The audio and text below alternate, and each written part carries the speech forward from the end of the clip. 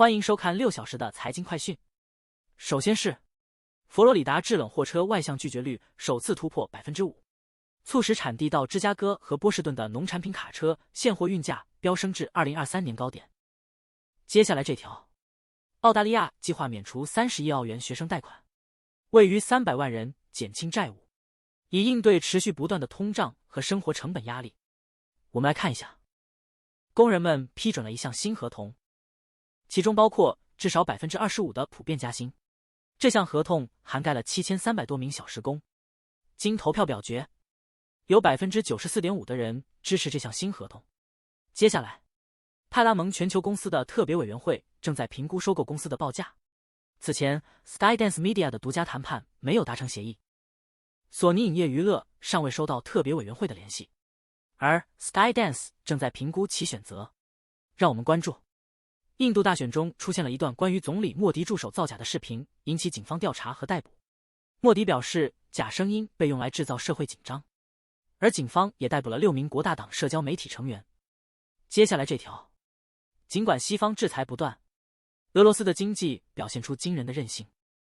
仍在为乌克兰战争和普京总统提供资金支持，但北极液化天然气2号设施受到美国制裁，导致俄罗斯的液化天然气出口计划受阻。该项目是俄罗斯增加能源收入的重要部分。接下来这条，普京和莫斯科信徒出席由俄罗斯东正教领袖主持的复活节礼拜。牧首基里尔强烈支持普京及其在乌克兰的战争。接下来，能源板块开局强劲，受油价上涨推动，平均能源股上涨超 10%， 但 Enbridge 和 Brookfield Renewable 表现不佳。Enbridge 计划收购3家天然气公用事业，成立合资企业连接2叠济盆地，并出售非核心资产，从而提高长期增长前景。预期年收益增长 7%至9%， 现金流增长约 3%， 派息将继续增长，收益率高达 7.6%， 未来几年有望提供 10%至12% 的年化总收益率。我们来看一下，因波罗的海国家采取敌对行动，俄罗斯已切断大多数其与俄之间的联系，并将予以不对等反制回应。请看下面这条，巴拿马选民即将投票选举下任总统和其他官员。民调显示，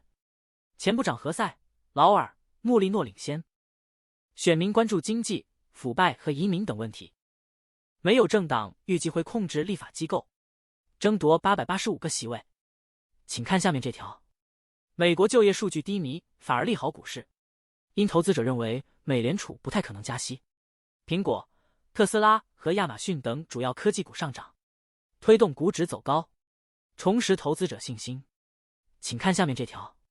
沃伦·巴菲特在超越标准普尔500指数方面有着令人难以置信的记录。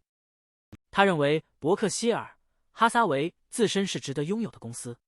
不仅拥有大量优质的股票投资，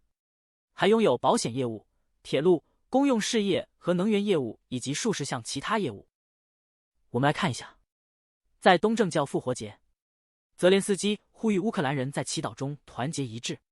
为彼此和前线的士兵祈祷。他表示，肩上带有乌克兰国旗的上帝将带领生命战胜死亡。请看下面这条，